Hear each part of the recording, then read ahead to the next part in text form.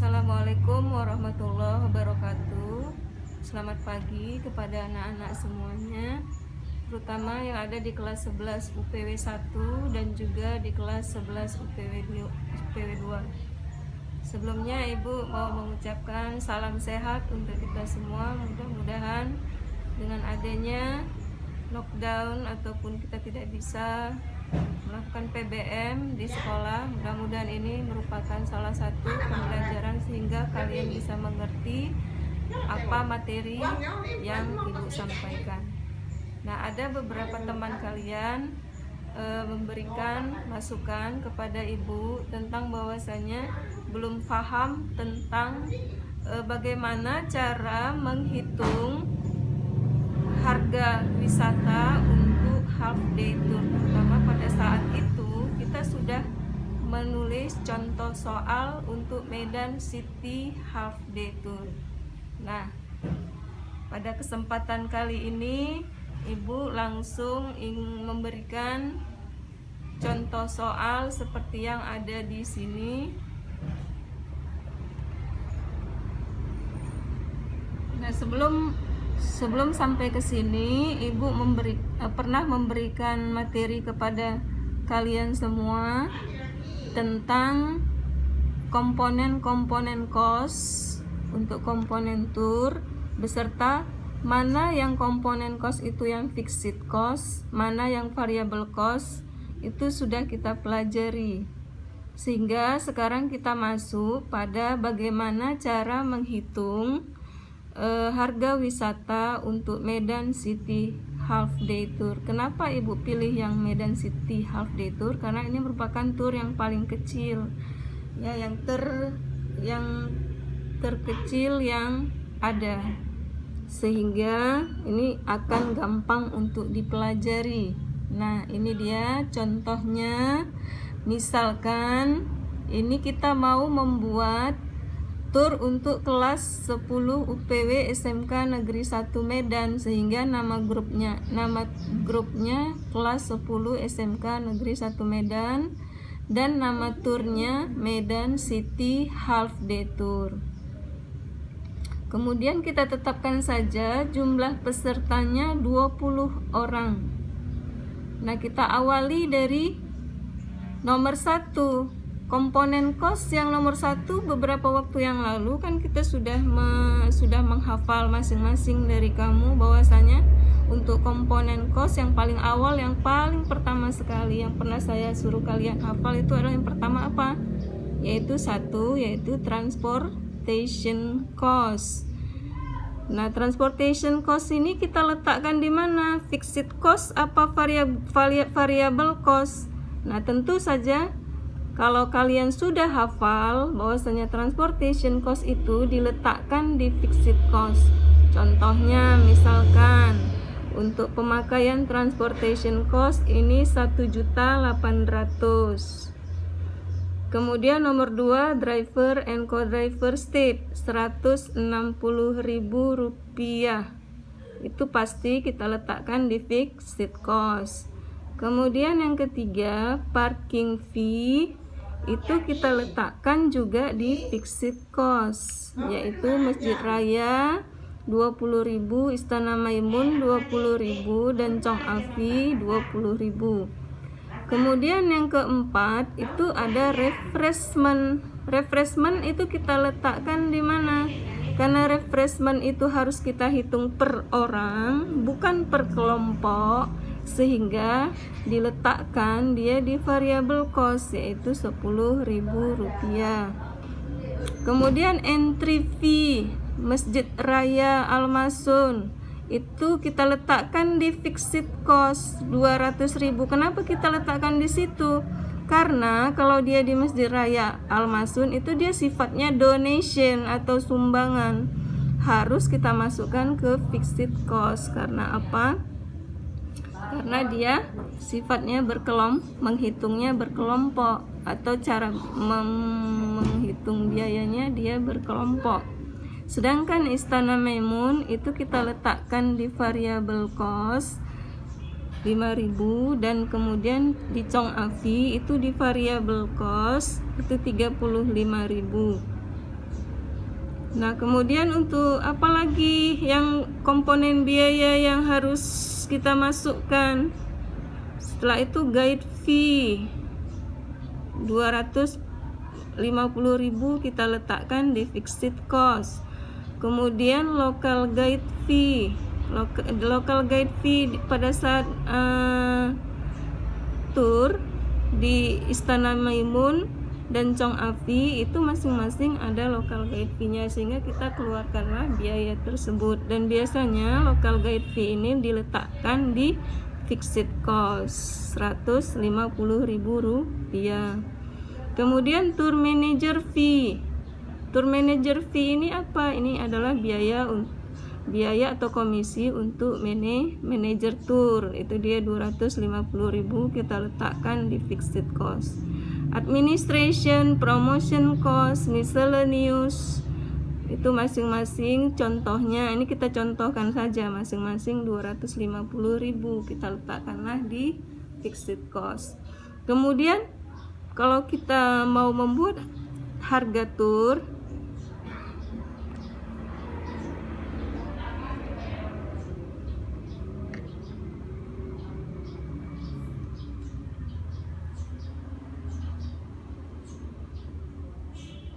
tentu kalau kita mau menghitung biaya tour itu harus ada asuransinya, sehingga kalau asuransi itu biasanya dihitung per orang, sehingga dia dimasukkanlah ke variabel, yaitu misalnya contohnya asuransinya 75.000.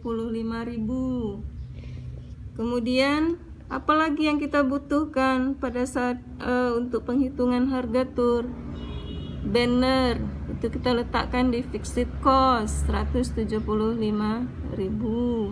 Kemudian P3K itu 100.000 rupiah. Sehingga kalau sudah tidak ada lagi biaya-biaya tour tersebut yang akan mau dihitung, kalau sudah cukup, sudah semuanya, baru kita total. Dapatlah dia 3.800.000 untuk yang fixed cost, dapatlah dia 3.895.000.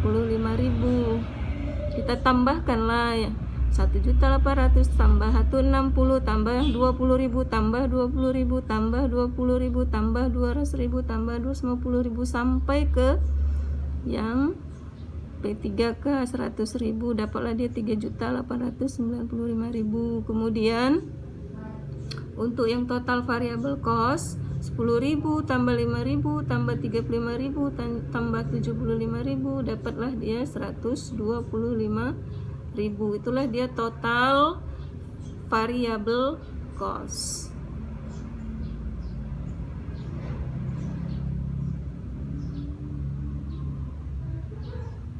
Nah, kemudian bagaimana cara mencari biaya per orang?